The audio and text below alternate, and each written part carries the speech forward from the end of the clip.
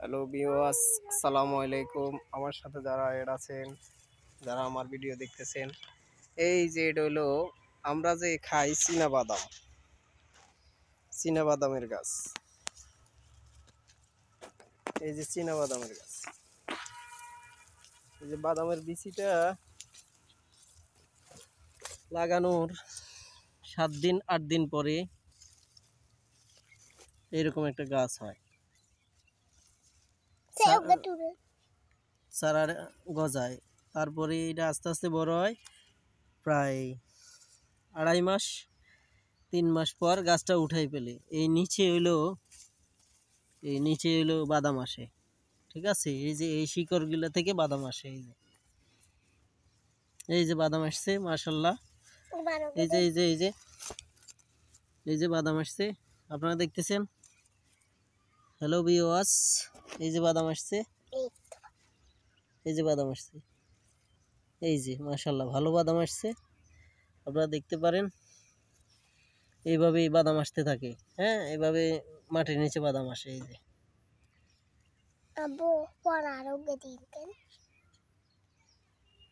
তারপরে গাছটা উঠাই ফেলবে, বাদামগুলো নিয়ে নেবে। এই যে আবার ঢাইকা দিলাম। এই যে এইভাবেই, এই যে আমাদের এই যে অনেক বড় ক্ষেত। এই যে পুরোটা বাদাম। আপনারা দেখেন, মাশাআল্লাহ ভালোই।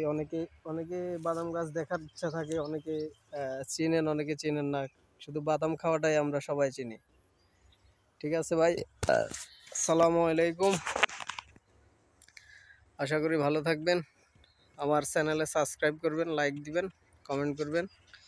এই যে খুব সুন্দর গাছ। এই যে একটা গাছ নিড়ানি দিতে যাইয়া মরে গেল। এই যে একটা গাছ মরে গেছে, এই যে একটা গাছ মরে গেছে। এই যে এটার নিচে কিন্তু বাদাম আছে। এই যে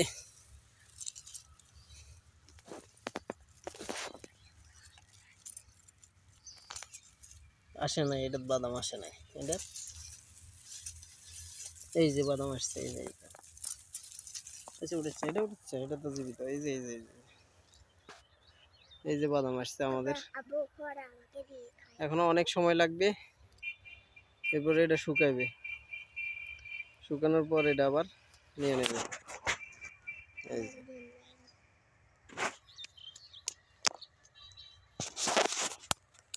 ঠিক আছে, আসসালামু আলাইকুম। ঈদের 3য় দিনের শুভেচ্ছা। আসসালামু আলাইকুম, ভালো থাকেন।